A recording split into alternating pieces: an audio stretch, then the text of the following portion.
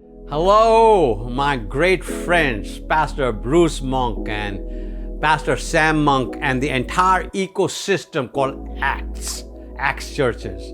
This is your friend Sam Chand, just coming to you to encourage you, to speak into your life, and hopefully give you resources that you can share beyond the time that you're going to observe me on a screen somewhere. It could be on your phone, could be on the big screen, doesn't matter where, but my desire is that I will give you enough content for you to not only meditate on it yourself, but that you'll be also open to sharing it with others. I've been talking to leaders for the last 18 months or so all over the world. New Zealand, Australia, South Africa, Nigeria, all over Europe, South America, North America, Canada. I've been talking to leaders, Philippines, Malaysia, you name it. I've been talking to leaders all over the world last 18 months, and I've been curating information. And I've been helping leaders think about what changes they need to make, what is post-COVID, if there's such a thing, what is going to happen, how our church is going to do, what's happening with staffing, what's happening with culture, what's happening with different things. But something has started shifting in the last few months. And I want to talk about that shift that I have noticed and share with you what I have learned as I have spoken to literally thousands of leaders globally. So when we were having all these conversations earlier on, they were about professional conversation, such as what will church look like, what will business look like, what will employment look like, what will employees look like, what will working from home look like, what will virtual look like, what will hybrid look like, and it was professional conversations. But in the last few months, that professional conversation has shifted from being professional to being personal. It has actually shifted from people concerned about what's going to happen with the organization to what's happening to the leaders themselves. And as I talked to leaders, I saw something. It was a gradual move, but it's very clear now. Leaders are tired. Leaders are frazzled. Leaders are fried. Leaders are exhausted. So a few months ago, I was doing a Zoom conference like this for the leader friends that were curated by Gateway, Exponential, and Leadership Network. And I did a conference similar to this, but dissimilar for some of the largest church leaders all over Europe.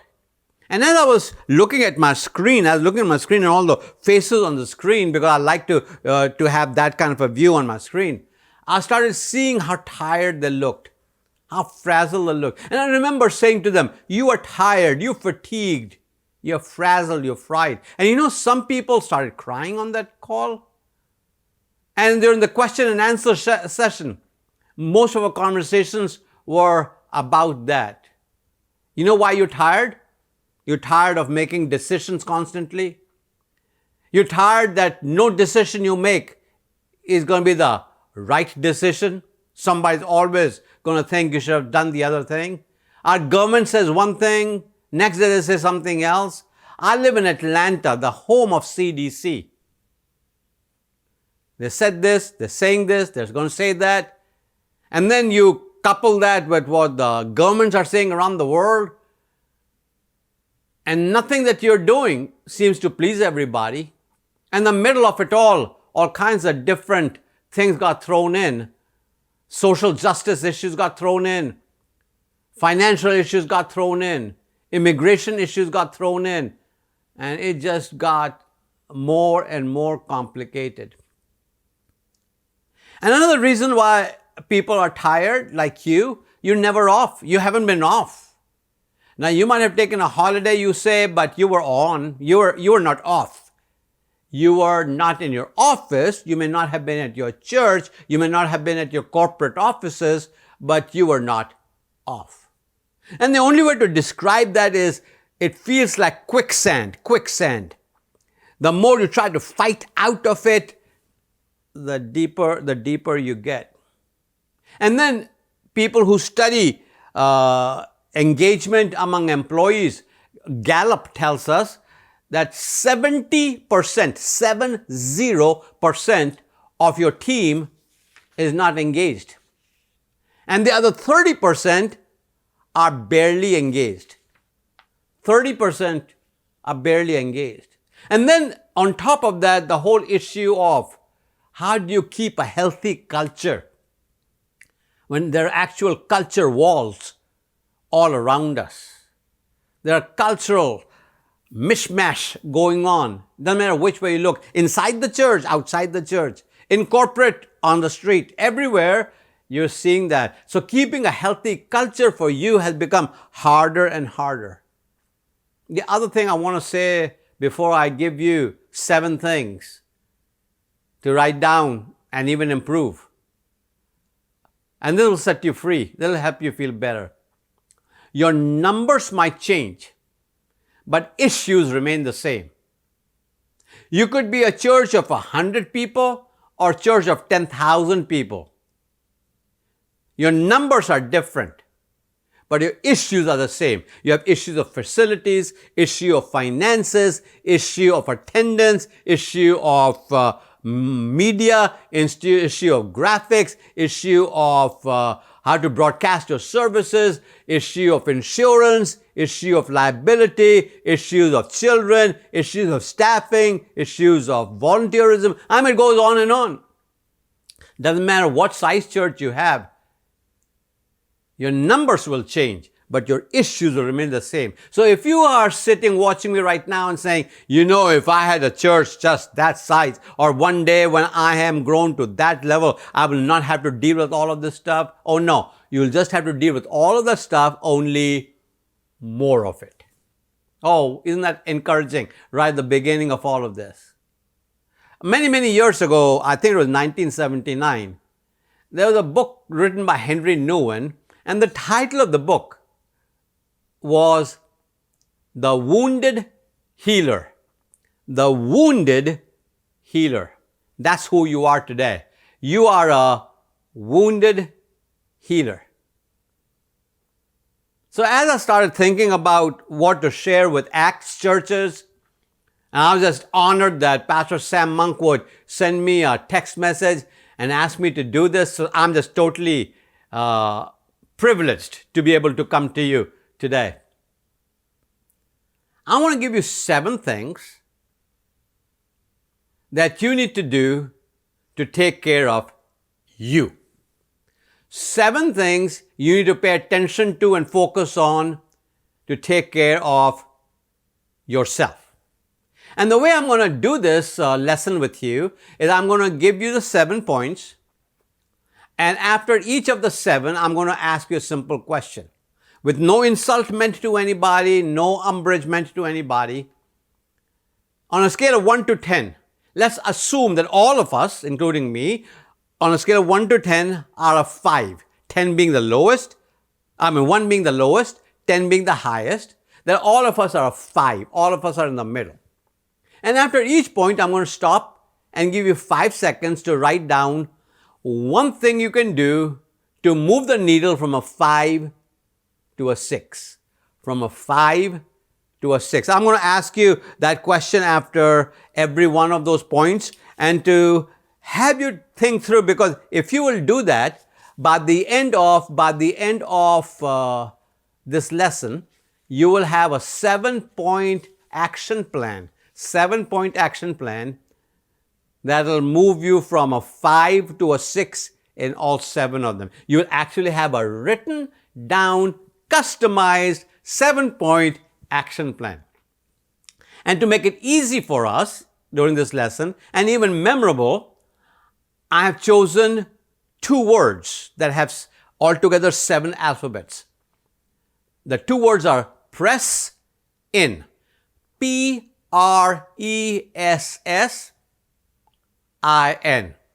P-R-E-S-S-I-N.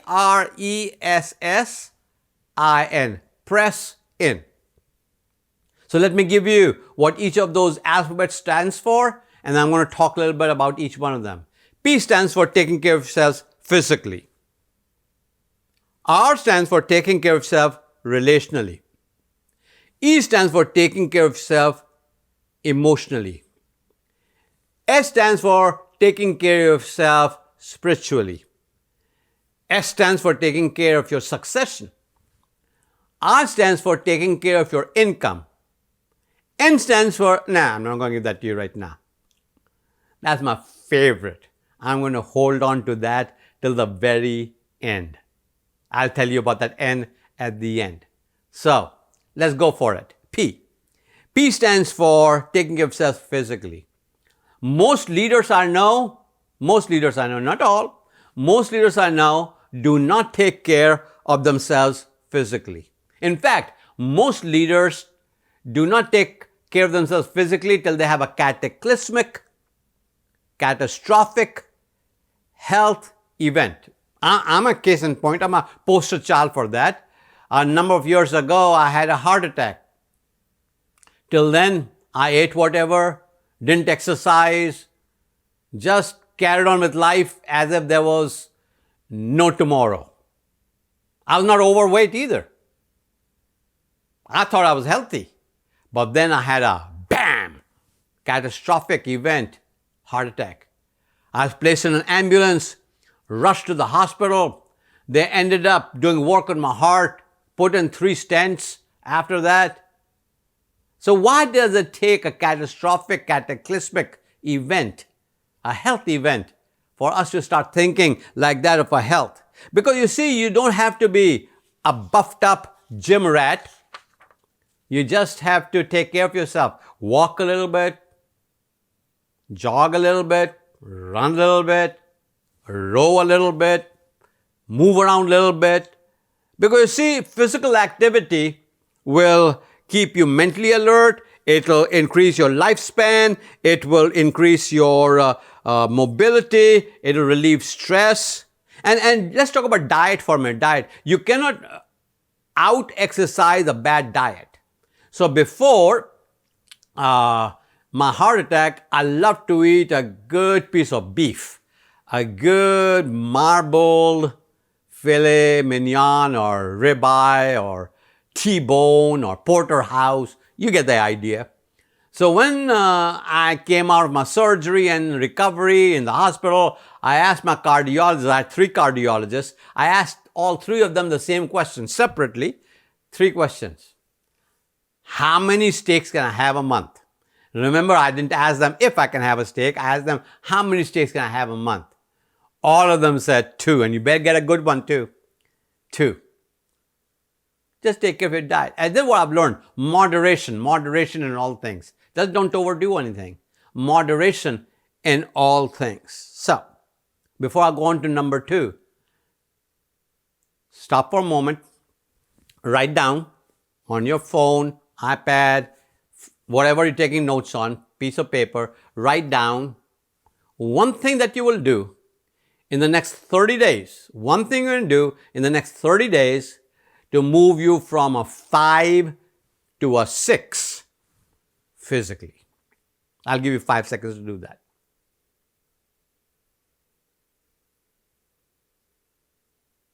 All right, let's go to number 2. So P stood for, I'm talking about press in. P stood for physically. R stands for taking care of yourself relationally.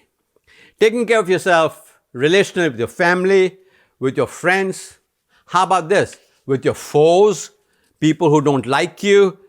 Taking care of your relationships at work, outside work. Because relationships are fluid. Relationships are flexing all the time. Relationships are in transition. You're either transitioning in, transitioning out, transitioning in. So you're going to be in transitions all the time with relationships, depending on proximity, depending on interest, depending on time, depending on if you are getting along with each other. So all of those things. So relationships are always in flux. And relationships will guide you where you are going in life. You know why Pastor Sam Monk texted me for this message right here? He didn't tell me what to say, But he asked me if I do this message because we are in relationship. Even though I have not seen him, the last time I saw Pastor Sam Monk was back in UK. Yeah. The Acts conference in the UK. And we were supposed to be together in 2020. But then it happened. And all of our life will take us because of our relationship. So who are you in relationship with? And what can you do to move the needle on your relationship? So before I go on to the to E of press in, I'll give you 5 seconds to write down one thing that you can do in your life in the next 30 days to move yourself from a 5 to a 6 relationally.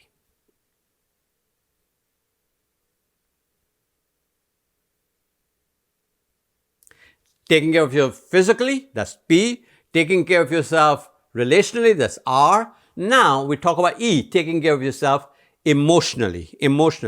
See, feelings are the most accessible part of your life. I can make you angry just like that if I was to say a certain word right now.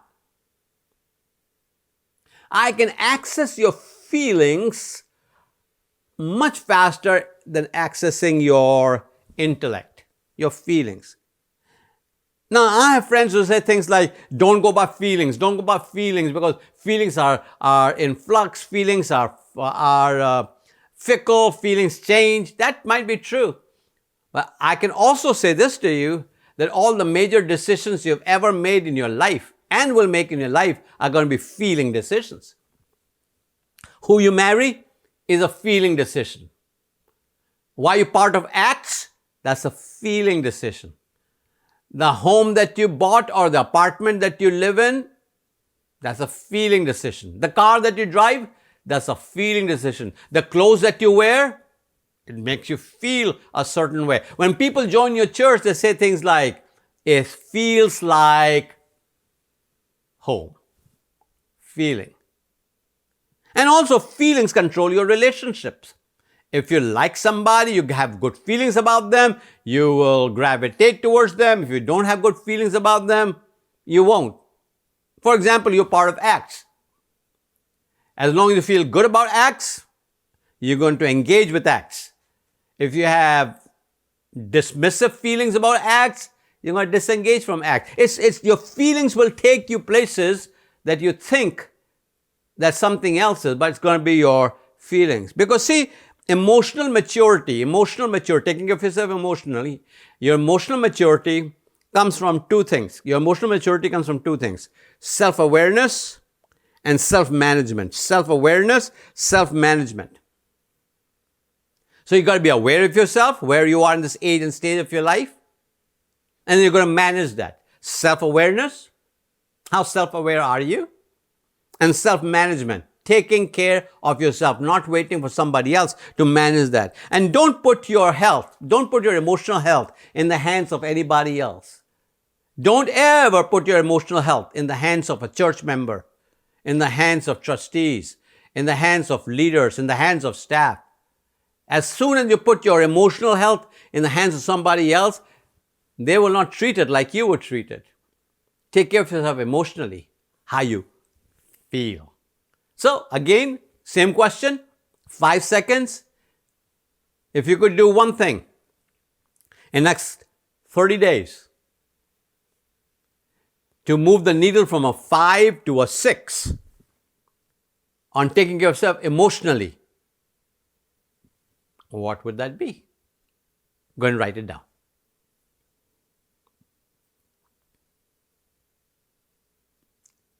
P stands for taking care of yourself physically. R stands for taking care of yourself relationally. E stands for taking care of yourself emotionally. S in the middle stands for taking care of yourselves spiritually. You see, your vertical will control your horizontal. Show me somebody who has a good vertical relationship with God. I'll show you somebody who gets along with people horizontally. On the reverse side of it, show me somebody who does not have a strong, healthy, clean, vertical relationship with God.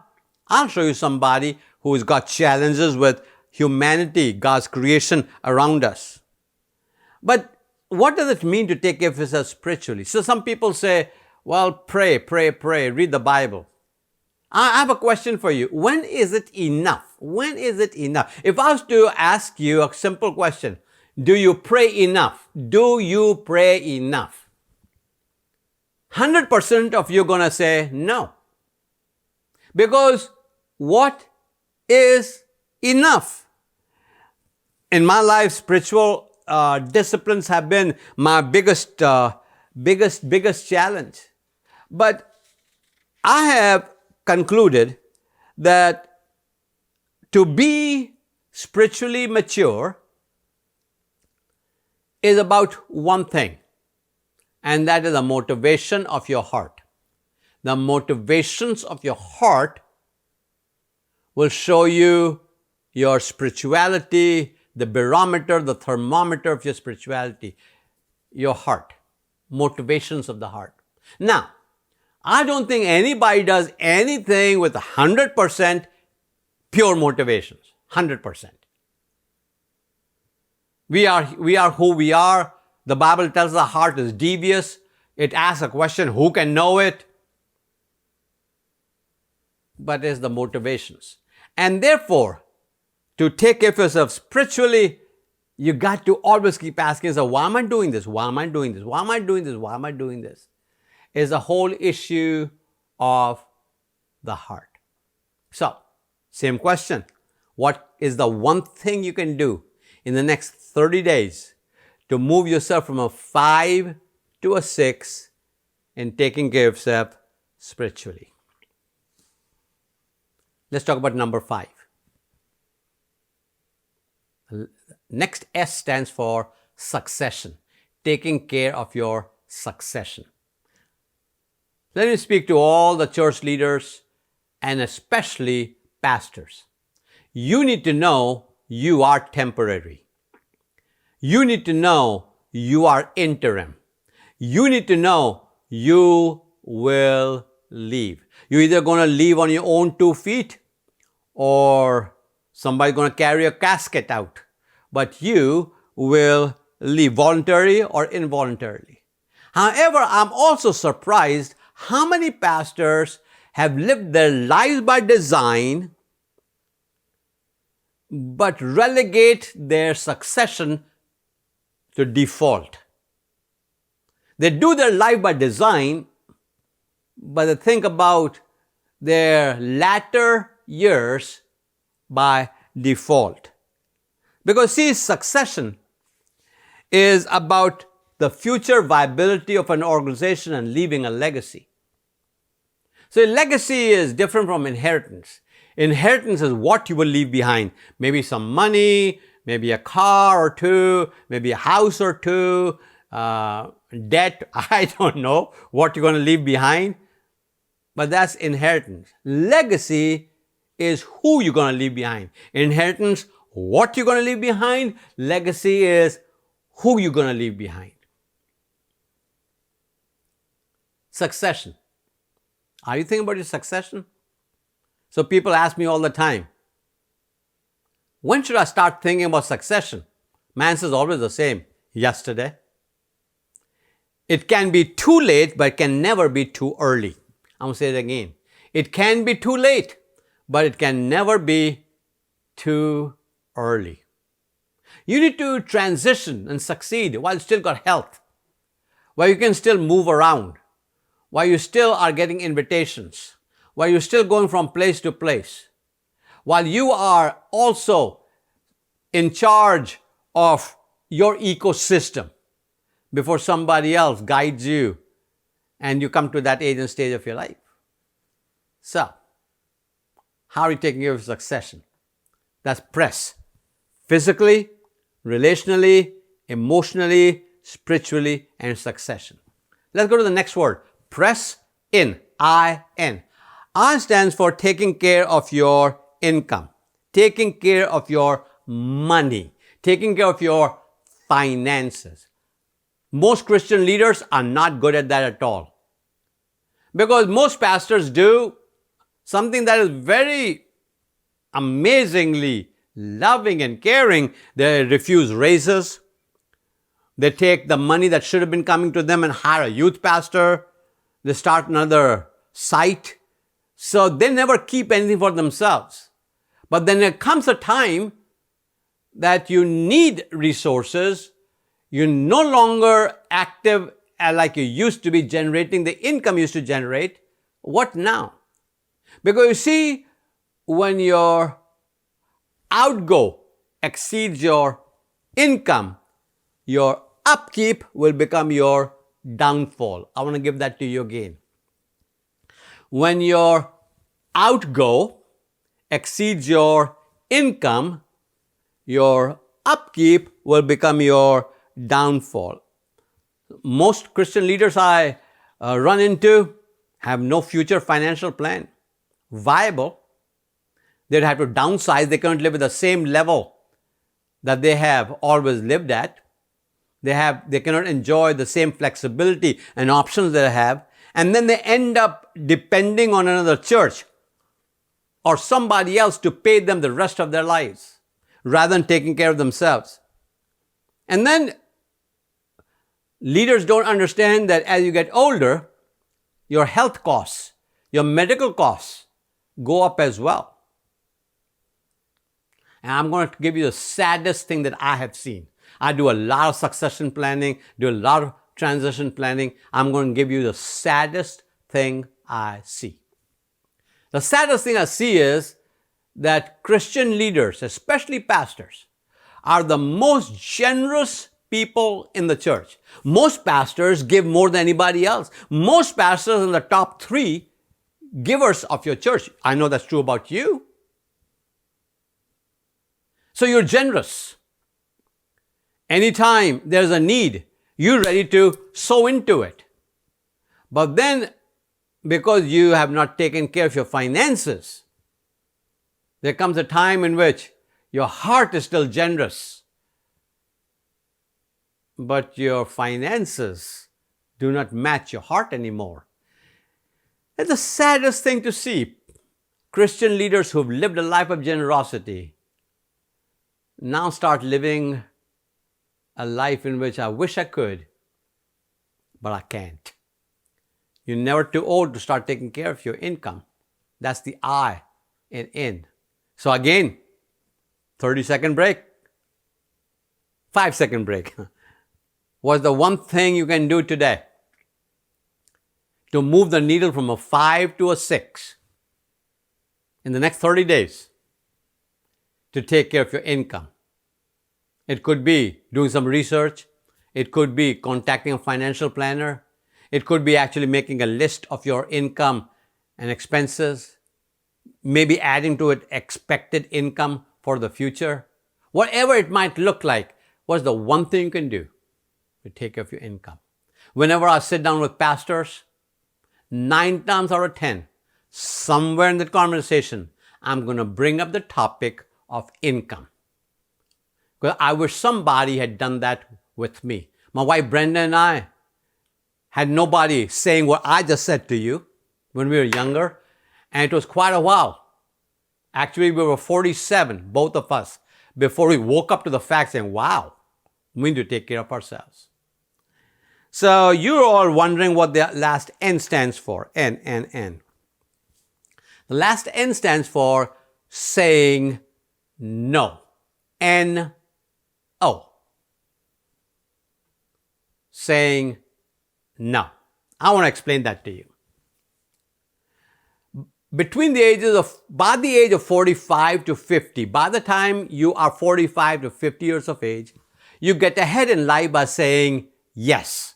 Yes, I'll do that. Yes, I'll be there. Yes, I'll speak there. Yes, I'll lead worship. Yes, I'll do this. Yes, I'll do that. Yes, yes, yes, yes, yes. For the first 45 to 50 years of your life. That's your yes muscle. But after that, 50 years and over, you are defined by, and your legacy is defined by, saying no. The challenge is that yes muscle is strong and robust, but the no muscle is there, but it's like dangling. It's like if I never use my left arm and only use my right arm is nice and strong, but the left arm is weak.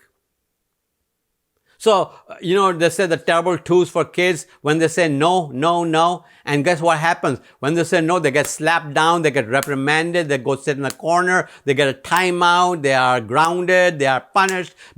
And all of a sudden, the no muscle says, hey, don't say no. When you say no, people are not happy. So you gotta say yes. So our yes muscle is strong, but the no muscle is weak.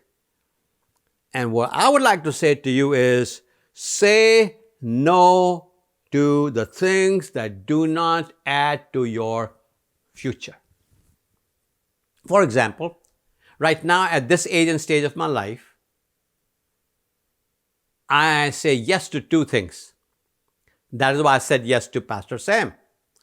Creating content, number one. Influencing influencers, number two. So I've been around Acts long enough.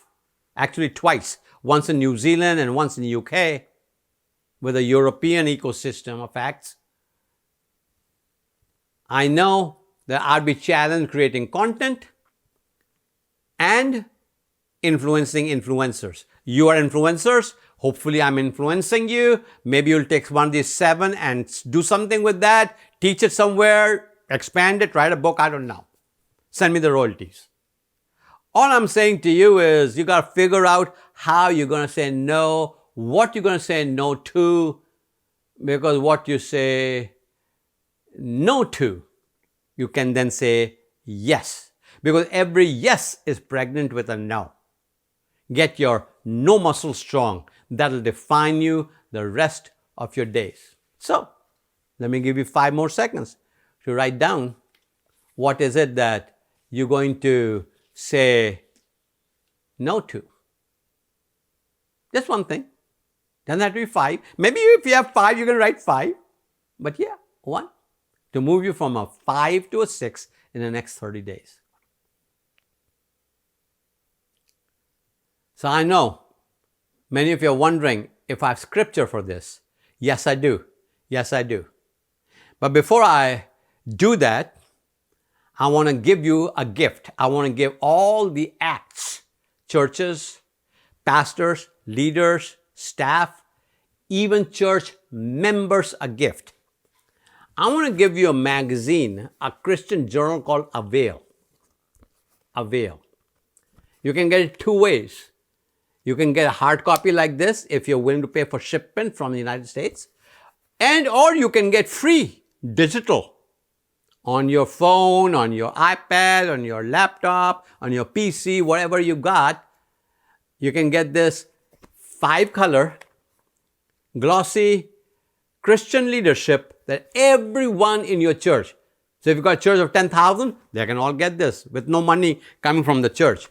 I'm going to give you a website for this. I'm going to give it to you again at the end. The name of the journal is Avail. But here's the website. theartofleadership.com. The art, Theart, of leadership, leadership.com. theartofleadership.com. When you go there, it'll give you all the information that you need. You can get 4 issues that comes out quarterly, 4 of them all the way into 2022, right in your instrument, free of charge. Or if you want a hard copy, you can pay for shipping. The magazine, the journal is about 130 pages long. So it's a very, what should I say, substantial piece of eclectic Christian leadership. I'll come back and say, give that website to you again. And like I said, you can give it to everybody in church. You can tweet it, you can Instagram it, link it, Facebook it, however you can do that. Your email database, theartofleadership.com. So, the scripture for it is found in Luke chapter 2. What I've taught you, press in, is Luke chapter 2. Luke chapter 2 is the story of Jesus, 12 years of age. His parents lose him. They've already gone 3 days journey. That's a long time. And then they discover they've lost Jesus. So they trek back to Jerusalem. They find Jesus there. He is pressing in with the scribes, the Pharisees, the lawyers, the Sadducees, the doctors, the rabbis of that time. And then Jesus is scolded by his parents. He's confused. He looks at them. In his mind, he's saying, you should know. The angel told you, Dad and Mom, angel talked to you too. So you know you didn't have sex to have me. So you know. And he said, I should be about my Father's business. But they say, come on, boy, let's go home. And they take Jesus home.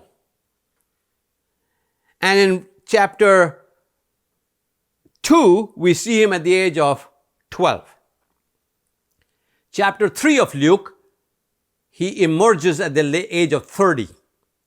12 years of age in chapter 2, 30 years of age in chapter 3 of Luke. So question has always been in church circles, in Christian theological circles is, so what happened in his 18 silent years? What happened in those 18 silent years?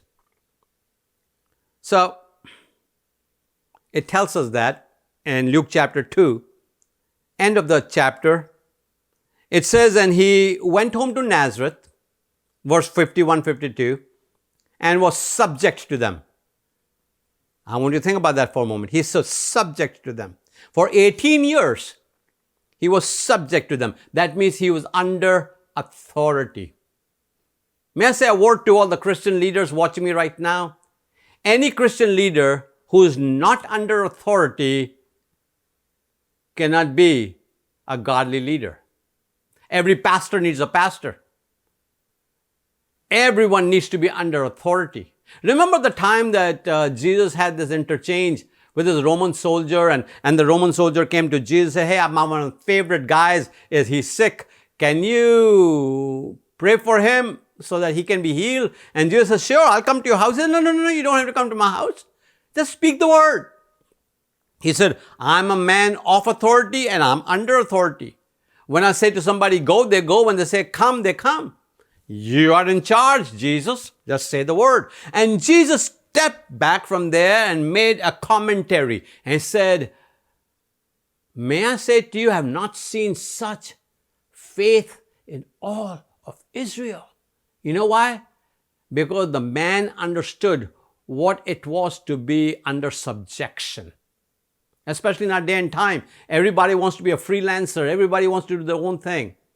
But the first thing Jesus did for 18 years was he was subject to his parents, who did not understand his destiny, but he was subject to his parents.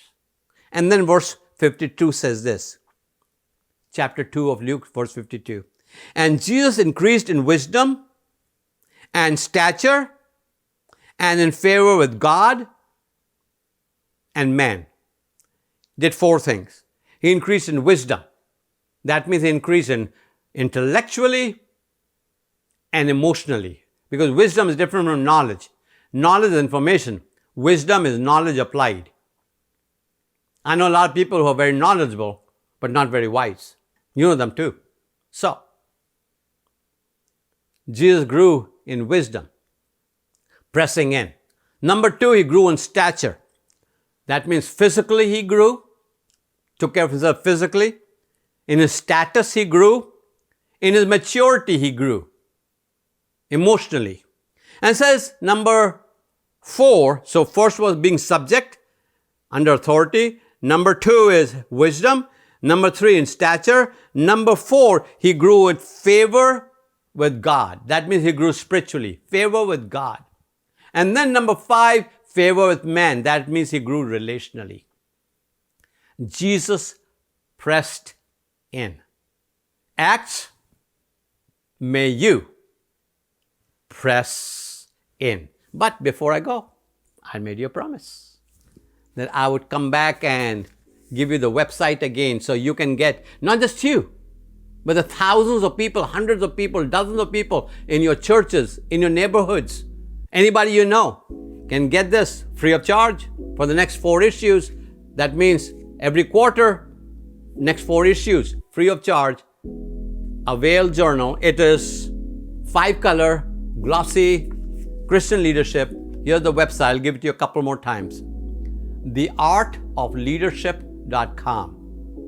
theartofleadership.com. Pastor Sam, Pastor Bruce, all of my friends with the Acts churches, if Jesus tarries his coming, I want to see you in person again. Press in.